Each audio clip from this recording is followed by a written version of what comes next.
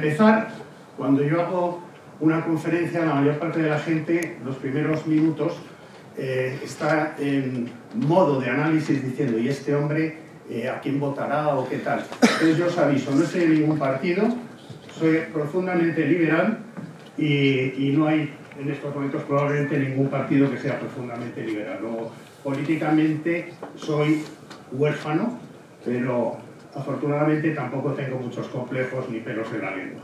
Quería iniciar haciéndoos una pregunta y os pido por favor que levante la mano el que crea que tengo derecho a tener una novia. Yo sí tengo derecho. ¿Quién piensa que tengo derecho a tener una novia? Sí, vale. Pues si habéis levantado la mano, estáis equivocados. Estáis equivocados porque si yo tuviera derecho a tener una novia, no me esforzaría y el Estado me tendría que poner una novia. Esto es una frase que suele utilizar mucho mi queridísimo y admirado Ancho Bastos. Porque es muy importante que tengamos en cuenta que es un derecho y que no es un derecho antes de hablar de vivienda. Y dice, hay tres derechos realmente fundamentales. Son los únicos derechos importantes que tendréis en la vida. El primero es el derecho a la seguridad personal, a que nadie os pueda pegar, os pueda matar. Es un derecho que si lo tenéis, no se lo estáis robando a nadie.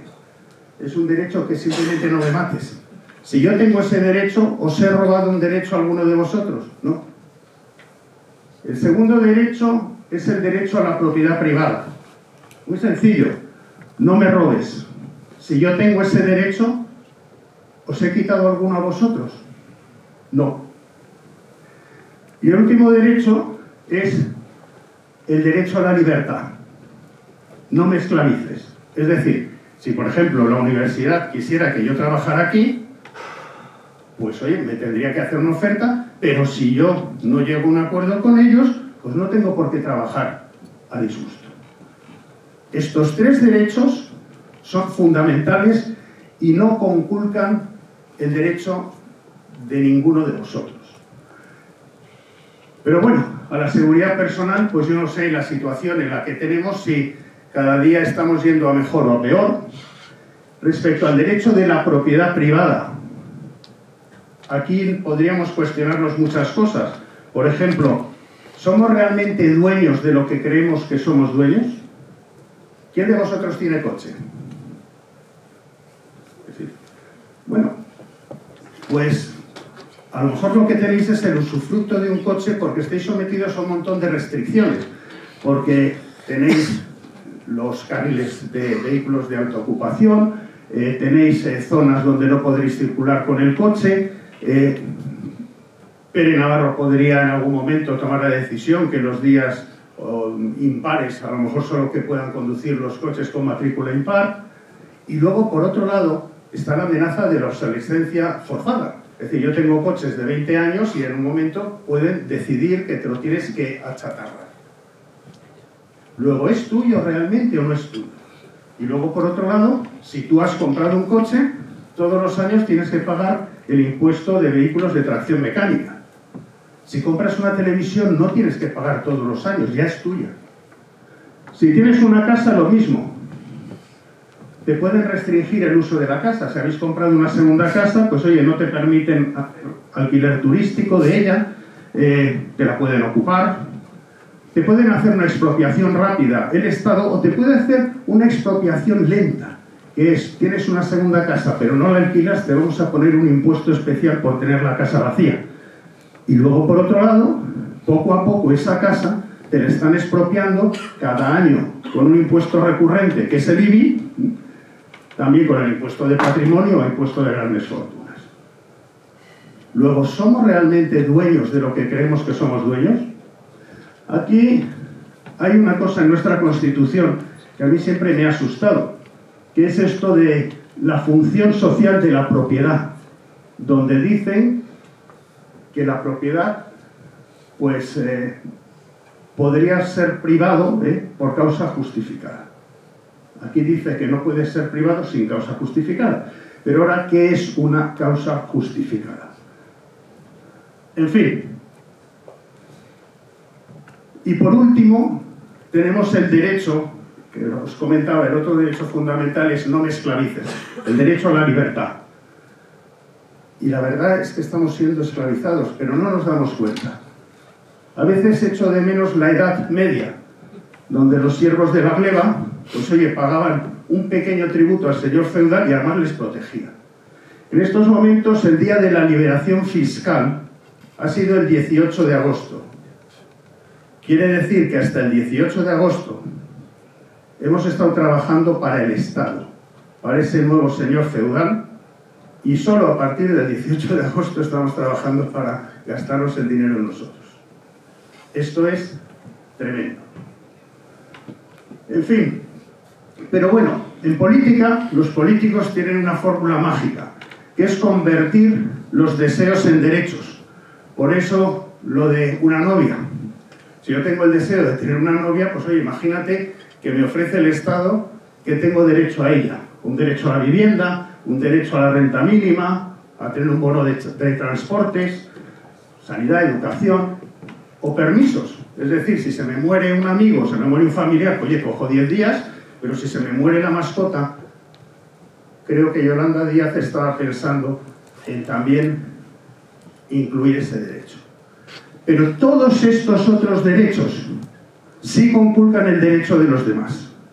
Porque si tú tienes derecho a un bono de transporte, quiere decir que otra persona tendrá de su propiedad privada que poner dinero para que tengáis el transporte gratis, o tendrá que trabajar esclavizado para que podáis tener ese bono de transporte. Luego, cualquier otro derecho que no son los tres fundamentales presuponen que le quitas un derecho a otro. Y es una transferencia de renta. Este es Antonio García Trevijano, que tiene una frase que me encantaría que la pensarais. Dice, donde no hay libertad, hay derechos. Es decir, si tienes el derecho de reunión o de manifestación, es que no hay libertad, porque alguien te está otorgando ese derecho. Si hubiera libertad, tú te reúnes o tú te manifiestas. Luego, cuando eso se convierte en un derecho, quiere decir que cuando no hay libertad es cuando empiezan a haber derechos. La única igualdad, porque no somos iguales, debería de ser ante la ley. Y no nacemos iguales ni somos iguales. Yo, por ejemplo, pues no podría ser boxeador o no podría jugar en el Real Madrid o en el Athletic de Madrid. La naturaleza no me lo ha permitido. Todos, en la actualidad, sí tenemos acceso a la educación, pero depende de cada uno de nosotros lo que hagamos con nuestra vida. El igualitarismo es una trampa, porque lo importante es el progreso, no el igualitarismo. Si yo dijera a este grupo de aquí que vais a aumentar vuestra renta en un 10%, fenomenal, ¿no? Y si dijera a ese grupo de allí que va a aumentar su renta en un 30%, fenomenal. Ha aumentado la desigualdad, pero todos, absolutamente todos, hemos progresado. Y lo importante es el progreso, aunque sea asimétrico, porque eso es lo que hace avanzar las sociedades. Si yo impidiera que vosotros crecierais un 30 pudiéndolo hacer, pues al final la gente no encuentra la motivación para ese progreso. A mí me da igual que Juan Roch o que Amancio Ortega dupliquen su fortuna. Porque mientras dupliquen su fortuna porque están haciendo negocios honradamente y van bien, mucha otra gente irá también bien. Y esto es lo que es importante. Por supuesto, cada uno puede hacer con su vida lo que quiera. Alguien puede matarse a estudiar o hay quien puede decidir que no quiere estudiar. Mientras tenga la oportunidad me parece perfecto, porque creo en la libertad. Y también hay gente que se puede matar a trabajar y hay gente, pues oye, pues más perezosa, que no cumple con su trabajo, que le echan de un empleo, de otro. Y a mí también me parece bien, porque yo no juzgo moralmente a nadie. Lo que me parece mal es que el que no quiere estudiar pudiendo y el que no quiere trabajar pudiendo pretenda luego vivir como el que se mata a estudiar y a trabajar. Aquí hay 3 ejemplos de 3 personas que esto lo enseñé, creo, en Andorra. No, pero 3 personas de clase media, originariamente, que han estudiado los 3 en la Universidad Complutense. Y cada uno ha hecho con su vida lo que ha querido.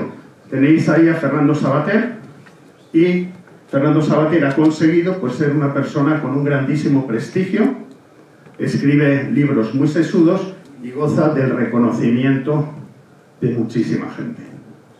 Tenéis luego aquí otra persona que estudió políticas y ha hecho con su vida lo que ha querido. De hecho, pues es una persona que ha conseguido muchas conquistas de alumnas y tal, y es pues un gran don Juan. No, lo digo con todo respeto, ¿eh? Y bueno, y luego aquí hay otra persona que he estado trabajando bastante, sábados y domingos, que soy yo, y he conseguido algo de dinero. El problema es que en esta sociedad lo único que se reparte es mi dinero, porque ni me da prestigio Fernando Savater, que me podía prestar un poquito, ni me pasa ninguna novia Pablo Iglesias. Pero bueno, al final aquí solo se reparte el dinero. Aquí está esto que, hablando de derechos, quería yo entrar en el tema de la vivienda. Y tenemos el artículo 47 de nuestra Constitución, que dice: todos los españoles tienen derecho a disfrutar de una vivienda digna. Dice a disfrutar, no a tener, es un tema curioso, y adecuada. Los poderes públicos promoverán las condiciones necesarias. Esto, yo todavía nadie me ha explicado qué es lo que quiere decir. Nadie me lo ha explicado. Hay mucha gente que interpreta que se tiene derecho a vivienda. Entonces, si se tiene derecho a vivienda, hay que hacerse unas cuantas preguntas, vosotros. ¿Cuándo tenéis ese derecho? ¿Cuando habéis cumplido 18 años? ¿No habéis trabajado nada y tal? ¿Tenéis ese derecho? Oye, pues que os la den, ¿no? Y si lo exiges, puedes elegir ubicación. Todos quieren vivir en el centro, ¿o no? Pero que nos lo respondan los políticos que escribieron esto. Y también, si por ejemplo, tú tienes un derecho a la vivienda y tú tienes derecho a la vivienda, tenéis 2 viviendas, pero si os hacéis novios, podéis iros a vivir a una y alquilar la otra. No sé, no lo explican, y yo, que me he tenido que comprar las mías, tenía derecho también a la vivienda. ¿Dónde está la mía? ¿Me la pueden dar? Todo esto es lo que puede posteriormente entrar en las cabezas de la gente, de políticos, y llevar a la gente a muchos engaños. En la actualidad dicen que en España se necesitan 700.000 viviendas, pero son viviendas asequibles lo que se necesita. Son viviendas porque, bueno, hay una inmigración legal, muchas de ellas creciente, hay divorcios, hay jóvenes como vosotros que quieren acceder a una vivienda, luego existe esa necesidad de viviendas asequibles. Pero por otro lado, tenemos que no hay oferta de eso, porque no se ha construido, el gobierno no ha construido vivienda pública, y tampoco hay incentivo para construirla. Aquí tenemos los 3 elementos de esta situación. Por un lado tenemos los constructores, por otro los demandantes de vivienda y por otro lado inversores. ¿Qué es lo que sucede?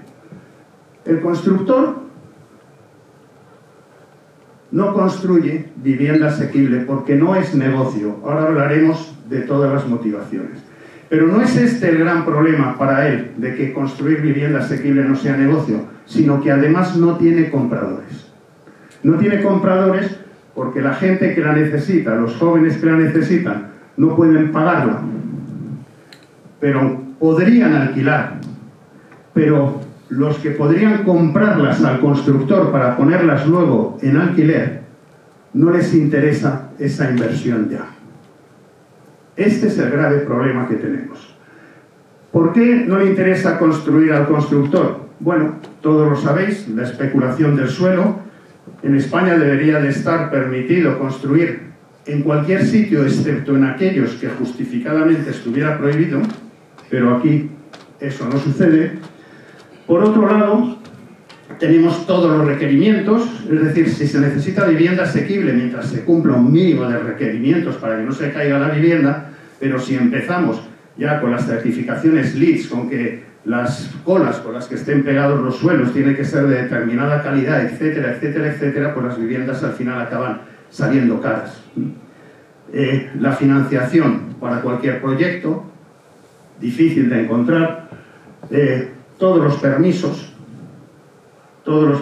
y toda la burocracia que está alrededor de un constructor donde se tiene que meter en ese lío, y cuando los permisos se demoran años, uno tiene inmovilizado el dinero que ha invertido en el suelo. Los materiales, toda la dilación que hay en la otorgación de permisos hace que los materiales puedan subir y que ya no te salgan los números que inicialmente tenías, y por supuesto todo el tema de seguridad jurídica. Bueno, si pese a todo esto un promotor decidiera construir, se encuentra con el problema que antes os decía, que quienes necesitan esa vivienda no la pueden pagar y los inversores prefieren otras alternativas. Y esto es lo que no se suele contar y yo creo que es lo importante. Imaginaros que tenéis 1 millón de euros para comprar 4 viviendas de 250.000 euros cada una y alquilarla. Esto es una opción de inversión, no es vivienda para que vosotros viváis, sino simplemente dices, oye, pues una posibilidad de inversión es que compre 4 viviendas con ese millón y le saque cierta rentabilidad. Pues bueno, vamos a ver. Primero, si te compras las 4 viviendas tienes un riesgo de ocupación, tienes un riesgo de expropiación, tienes la rentabilidad topada. Te puede decir en cualquier momento los políticos, oye, que el alquiler no lo puedes poner a más de tanto en esta zona, no la puedes transportar, no te las puedes llevar a otro país, allá donde las hayas comprado es donde se tienen que quedar. Tienes IVA, pagas un 10% de IVA al adquirir esas 4 viviendas y luego tienes un impuesto recurrente, que es el IBI. Y todos los años tienes que pagar un impuesto sobre algo que ya has pagado. En fin, si tú eres un inversor, dices, voy a comprarme esas 4 viviendas o voy a hacer, como nos comentaba antes en Cobas, pues compro acciones con ese millón. Si compro acciones resulta que no me las pueden ocupar, que no tengo riesgo de expropiación, que no tengo la rentabilidad topada. Si unas acciones de Nestlé en Suiza o de Wells Fargo en Estados Unidos o de Coca-Cola tienen los dividendos que tengan, pues son los que tienen y no te los topa ningún político. Son transportables, las puedes llevar donde quieras. Por supuesto, una inversión de acciones no pagan IVA y, por supuesto, no tienen IBI ni impuestos recurrentes. Si vas con bonos o con letras del Tesoro, pues lo mismo. Y si te vas a lo que son valores refugio, que aunque no tengas una fuente de ingresos directa con ellos, pues resulta que el oro, para empezar, no paga IVA si es el lingote. Si tú quieres comprar oro en una joyería, sí pagas un 21%, pero si compráis pequeños lingotitos, no tienen IVA, es transportable y no tiene ninguno de los otros problemas. Y bitcoins, básicamente lo mismo. Un valor refugio, son escasos, solo hay los que hay, al igual que bueno, el oro sí puede haber más, y bueno, pues es también un valor refugio. Luego, hay otra ventaja más, si tienes 1 millón en no invertir en ladrillo y invertir en las otras alternativas. ¿Sabéis qué ventaja es? Que la izquierda no te va a llamar gran tenedor de vivienda, ni te van a escupir. Entonces llega un momento que dices, oye, que les den, me compro oro, bitcoins y entonces ya no me meto en problemas. Porque resulta que si invirtieras aquí es donde haces más favor al país. Porque si alguien de vosotros tiene 1 millón de euros y lo invierte en vivienda, el efecto que tiene sobre la economía es tremendo, porque va a generar empleo, albañiles, arquitectos, escayolistas, va a movilizar también los que proveen materiales, baldosas, ladrillos, cemento. Es una inversión que ayuda al país. Las otras, las acciones de empresas norteamericanas, por ejemplo, no están realmente ayudando al país, letras del tesoro de otros países tampoco, el oro y el bitcoin no. Luego esto moviliza la economía. Sin embargo, se ha creado un marco legal que castiga esta inversión cuando la comparas con otros. Y este es el problema que radica, que la gente habla de la vivienda, es un derecho, no sé qué, no sé cuántos, pero hay que tener en cuenta que la vivienda también es una inversión. Y si estuviera bien tratada, como aquellos otros activos con los cuales compite, probablemente se estarían construyendo un montón de viviendas asequibles y además bajaría el precio de esos alquileres. Pero no es lo que sucede.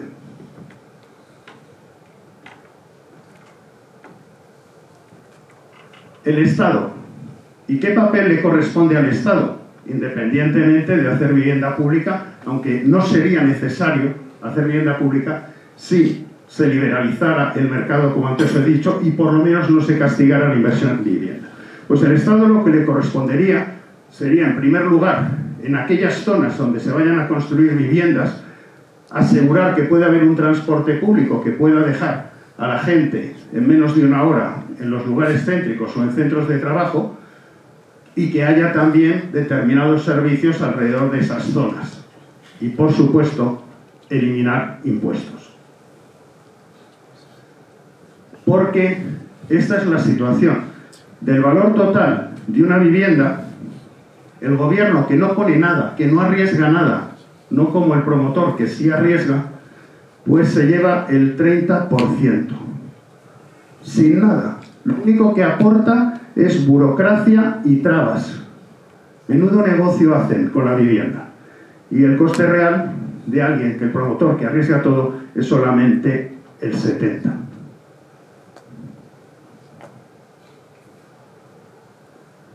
Escucharéis a gente que culpabiliza a los ricos diciendo el problema de la vivienda. Que no se engañen, que no se engañen. Gente que compra en Velázquez, esquina Juan Bravo, pisos por 8 millones, no están interfiriendo en el mercado de la vivienda, porque es un mercado ese absolutamente distinto. Que lógicamente a cada uno le gustaría tener un piso de 8 millones en el centro de Madrid, pero esos son numéricamente nada. Y es un mercado absolutamente distinto, como quien se puede comprar una villa en la Zagaleta por 20 millones. Eso no influye. Da mucha rabia, da mucho resentimiento, es muy bueno el populismo, pues poner el dedo hacia ellos, pero no es el problema. Y, además, el impacto de los ricos es positivo, de alguna manera, porque si tú tienes una casa en una zona y te compra la casita de al lado un millonario, tu casa se ha revalorizado un montón. Y si la quieres vender, la vendes, y si no, no. Pero tu casa pasa a valer el doble. Sin embargo, si se te pone al lado un narcopiso, tu casa ha pasado a valer la mitad. Luego, para el que es propietario de un pequeño piso en una zona de Madrid, toda la gente dice, es que Madrid está cambiando, es que va a dejar de ser Madrid. Pero tú dile a la abuelita que no se aproveche de que ahora su casa vale 3 veces más. ¿Con qué derecho, si es su propiedad, no la va a vender si vale 3 veces más? Porque si esa abuelita heredó la casa y heredó un paquete de acciones de Telefónica de su abuelo, y ese paquete de acciones de Telefónica vale ahora 100 veces más, y la casa vale 100 veces más, ¿con qué derecho le decimos que la casa no la venda, pero las acciones de Telefónica sí? Si ambas cosas son suyas, si es su propiedad privada. Pero bueno, esto está metido ahora en el debate. Solamente haceros un comentario, pues yo creo que es importante. Desde el año 39 hasta el 75 pasaron 35 años. Y en esos 35 años se construyeron de vivienda pública 4 millones de vivienda social. Aparte de que se hicieron presas también. Presas que tienen el riesgo ahora de estallar porque no se les está haciendo el mantenimiento que se debiera. Eso lo han dicho ingenieros de canales y puertos, que hay 130 presas con ese riesgo. En fin, pero eso se hizo en esos 35 años. Bueno, pues del año 75 a la actualidad, que han pasado 51 años, se han hecho de vivienda pública solamente 250.000. Con una diferencia, que en la época en que el Estado pudo hacer toda esa inversión, no había IRPF, porque el IRPF se implantó en 1978, y no había IVA, porque el IVA se implantó en 1986. Entonces, se firmaban 90 letras y te comprabas un piso, pero alguien, un trabajador normal, no hacía falta ser millonario, 90 letras se firmaban, quiere decir 90 meses, ya tenías la casa. Ahora ni en 40 años, con una hipoteca, podéis comprar una casa. Y el tema es que el salario medio actualizado por IPC y actualizado por coste de productos, hoy era entonces unos 32.000 euros y ahora son 29.000. Mucha explicación de por qué no podréis comprar una casa viene por el gráfico que puse antes del día de liberación fiscal. Porque si no os quitaran ese dinero o no se lo estuvieran quitando a vuestros padres, posiblemente sí podríais llegar a tenerlo. Hubo otras épocas, sois muy jóvenes para esto, donde la casa no era importante. ¿Quién se acuerda de un 2-3? ¿No lo habéis visto? ¿Alguno? Ya estará aquí la gente mayor. No sé si os acordáis, era un concurso donde al final tenías que ir eligiendo entre una cosa y otra y entonces iban desechando hasta que al final llegabas al gran premio. Bueno, cuando quedaban dos y de repente el gran premio que le tocaba a uno era el apartamento en la playa, la gente decía, oh, qué pena, porque todos querían el coche. Es así, es así. Nadie quería el apartamento, todos querían el coche. En fin. El tema importante es dónde está el dinero, porque el dinero donde debería de estar es en vuestros bolsillos. Y tenemos en la situación actual que hay un récord de recaudación fiscal, nunca se ha recaudado tanto en impuestos como ahora, hay un récord de fondos europeos, nunca hemos tenido tantos fondos europeos y, desgraciadamente, ese exceso de recaudación y fondos europeos no han servido para reducir la deuda pública, sino todo lo contrario, para crecerla. Luego la pregunta es, ¿dónde está ese dinero? Que aparezca, porque no se ha invertido en infraestructuras, en mejora de infraestructuras, como desgraciadamente todos hemos podido comprobar, no se ha invertido en vivienda pública, no se ha invertido en modernizar el ejército y la situación es que vete a saber dónde está.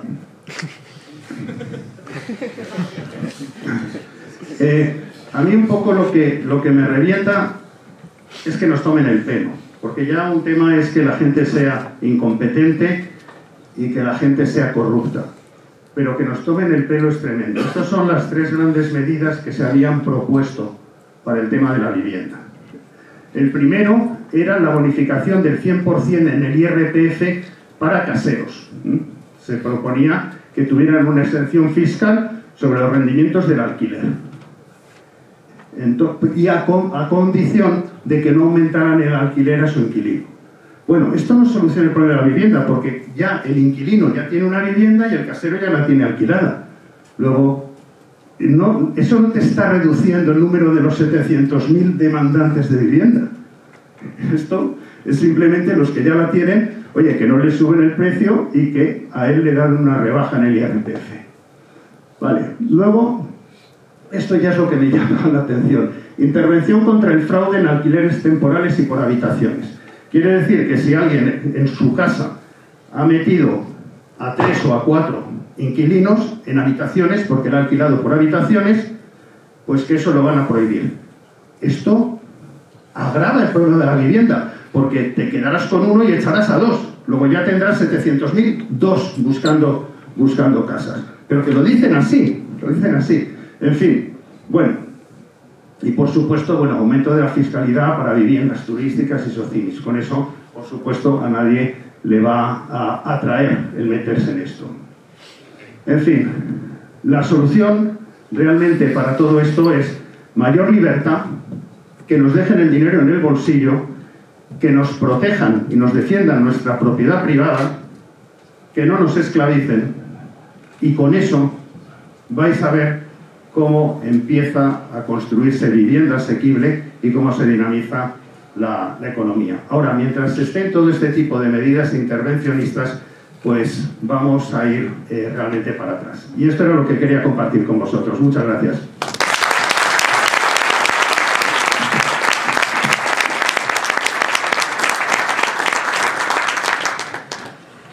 Muchas gracias, Marcos, por compartir tus ideas. Ahora empezamos la ronda de preguntas.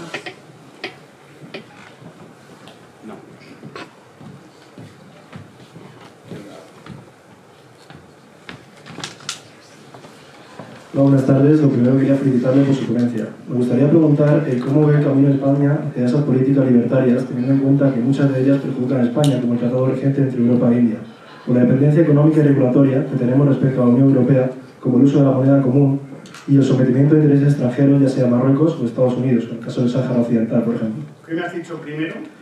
¿Cómo ve el camino de España hacia estas políticas libertarias, teniendo en cuenta a lo que estamos sometidos, ya sea la Unión Europea o el uso de la moneda común, por ejemplo? Sí, bueno.